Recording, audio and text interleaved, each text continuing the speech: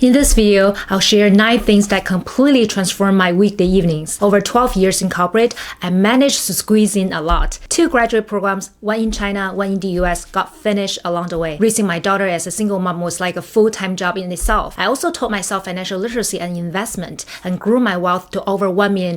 And somehow, I still found time for hobbies, figure skating, piano, violin, painting, even learning new languages. And here's the thing, none of this would have happened without my evenings. My days were packed with work, but my nights were where the real growth happened. So if you're like me, working a full-time job, your evenings can be your unfair advantage. If you win your nights, you win your life. Before we jump in, don't forget to like and subscribe. It really helps. Alright, let's dive in. First, you can't win nights you don't have. A few years ago, I worked at the company where everyone puts in 12 to 16 hours a day, and 12 hours was considered a quote-unquote short day. If I was lucky, I could shut my laptop by 10 p.m.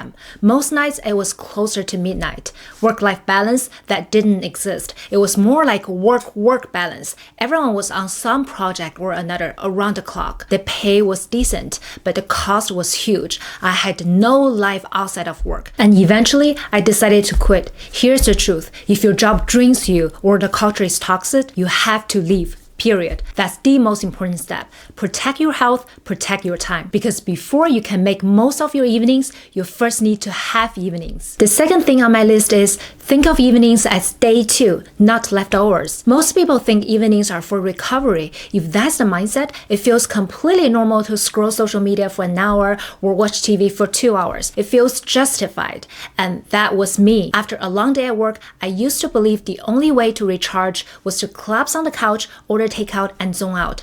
But here's what I learned. That kind of rest doesn't actually recharge me. It just numbs me. Research shows that it's actually the opposite activities that give us energy. Engaging in active recovery, like pursuing hobbies, learning something new, or exercising, restores more energy than passive scrolling or binge watching. It is activities that spark passion or creativity that light up the brain, reduce stress, and make us feel more alive. And here's perspective shift that changed everything for me. From 6 p.m. to 10 p.m., that's 4 hours. From 8 a.m. to 12 p.m., that's also 4 hours. They are the same 4 hours. But in my head, I had labeled the morning hours as work time, which meant I had to be productive. I would never think of wasting 2 of those hours scrolling. But in the evening, I had labeled those hours as leftovers, or maybe a better word is throwaway time. Because of that, doing nothing felt normal. The fact is, those 4 hours are equally valuable. It's just a mindset thing. Just like Stephen Covey, the author of 7 Habits of Highly Effective People,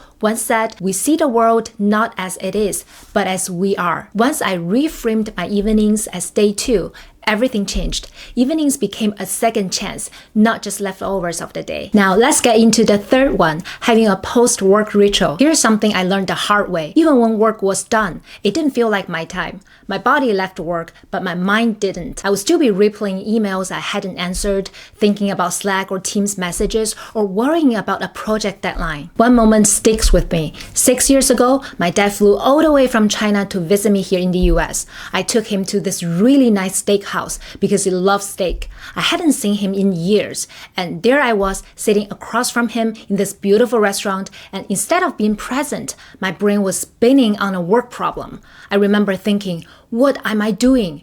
That's when it dawned on me that I needed a ritual, a way to switch off work mode and turn on personal time. Here's what worked for me. First, I write down every unfinished task and loose end. That list is for tomorrow, not tonight. Second, I remind myself, work is endless. There will always be another task, another email, another problem. If I chase done, I will never stop. Third, I reset my brain with a 5 to 10 minute ritual. For me, it's a short walk, washing my face, or doing a quick stretch. For you, it could be lighting a candle, making tea, even a quick shower. It's like placing a bookmark at the end of a chapter. You've paused the story, and now it's time for a different one. Another key point, decide your theme for the evening. For years, I was so ambitious about my evenings. I overpacked them with everything I thought I should do. I wanted to spend quality time with my daughter, exercise, cook a healthy meal, take an online course, learn a new skill, and maybe 20 other things. Unsurprisingly, I quickly felt defeated. I set expectations so high that completing everything became impossible. I felt discouraged and started doubting myself. Even for the 102 things I did manage to do, I couldn't fully enjoy them. I remember practicing piano. My fingers were moving on the keys and my eyes were following the notes, but my mind wasn't enjoying the music. I kept thinking I need to play faster because I have 5 other things to do tonight. The music became stressful instead of joyful. I finally saw that I always underestimated what I could achieve in the long term and overestimated what I could achieve in a single night. And if I kept doing that, I would end up feeling completely overwhelmed, enjoying nothing, and eventually give up. Even in productivity isn't about cramming in more. It's about doing the right thing with the limited energy I have. So I started giving each evening a theme and limiting myself to a 2-item checklist. It keeps things realistic and satisfying. For example, Monday might be exercise and reading. Tuesday could be an online course and social time with friends. Wednesday is family time and learning to invest. By focusing on a theme and keeping it small, I actually accomplished more and enjoyed every minute of it. Next up is do your big thing first. Okay, now you are mentally ready for your mini day 2. You've done your micro transition ritual and you know the 2 things you will focus on. But as you walk toward your desk, you notice the pile of laundry and think, maybe I'll just start the washer first. After the laundry, you remember the kitchen needs tidying, so you quickly wipe down the counters. Then you'll finally sit at your desk, but think, maybe I should just check my personal email first. Before you know it, you are scrolling through unread emails. Some don't even need a reply, but others require time, thought, or follow-up. Suddenly, 90 minutes have passed and you haven't even started the 2 things you plan to work on.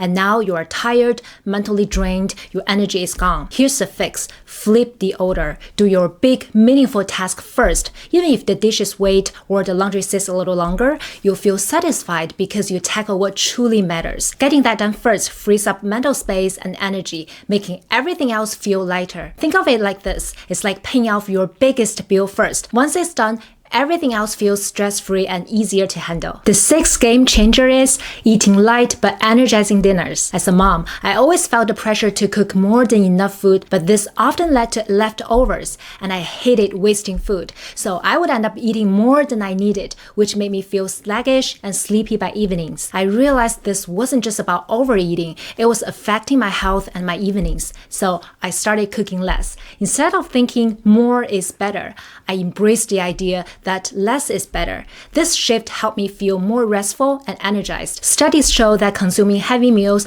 particularly those high in fats and carbs, can lead to postprandial somnolence, a state of drowsiness following a meal. Now, my family aims to finish dinner by 6:30 p.m., keeping it balanced but not heavy. If anyone is still hungry, we have healthy snacks like nuts, yogurt, or fruits available. Coming in at number 7, set your space, set your mind. I used to think that productivity was all about willpower, but I came to understand that my environment was secretly sabotaging me. But small changes made a huge difference. For example, no more working from bed or couch. The second I got to my desk, I felt it, work mode activated. I also switched from cozy warm lights to bright white tasking lighting during my focused hours. It's amazing how my brain responds. Instantly, I felt awake, alert, and ready to focus. On top of that, I changed into evening productivity clothes, something comfy, but definitely not PJs. It's a small thing, but it stops me from sliding straight into sleep mode. Another must know is changing your reward. We're all human. After focusing for a while, we naturally need a break, but how we take that break has a big impact. Some people do something like write for 45 minutes, then scrolling social media guilt-free for 10 minutes. For me, that doesn't work. That 10-minute break easily turns into an hour. If you're like me, here's a simple trick. Mute your phone or leave it in another room until you finish your key evening tasks. It's amazing how this tiny change can decide whether your evening is productive or wasted. Honestly, in the past year, I haven't missed anything urgent that needed me to pick up my phone right then and there in the evenings. There are also other ways to take breaks without losing focus. You can stretch or do a few yoga poses, take a quick walk around the house, or walk your dog, or write a journal or gratitude list. If you absolutely need access to your phone, you can use app blockers with time limits such as Freedom, Forest, or Digital Wellbeing. Instead of banning apps completely, set them to unlock after you finish your main evening task. That way, your reward is built in and you stay on track. The last thing that transformed my evening is setting a bedtime alarm. I don't just want to have one productive evening. I want my evenings to be sustainable. That means I need a hard cutoff time so I don't sacrifice sleep. For me, that's usually 9:30 p.m. If I stick to it, I can still wake up energized and ready for the next day. So 9:30 p.m. becomes my wind down alarm time. Once that alarm goes off, I know it's time to start my evening routine. Dim the lights, stop work, and shift into rest mode. It works so much better than just forcing myself to sleep. I read this amazing book called Why We Sleep by Matthew Walker, and a few tips really stuck with me. First, keeping a consistent sleep schedule matters way more than trying to catch up on weekends. Second, avoid screens and bright lights for at least an hour before bed because they mess with your melatonin and make it harder to fall asleep. And finally, even a short wind-down routine like reading a book or writing a journal tells your brain it's time to sleep and actually helps you fall asleep faster. For me, the bedtime alarm is my anchor. It reminds me to protect my sleep, recharge my energy, and make my evenings productive without burning out. Those are the 9 things that transformed my weekday evenings. Think of your evenings as your secret superpower. Protect your time, focus on what truly matters, and recharge. Master your nights, and you master your life. If you found this video helpful, you might enjoy this video too. I'll see you over there.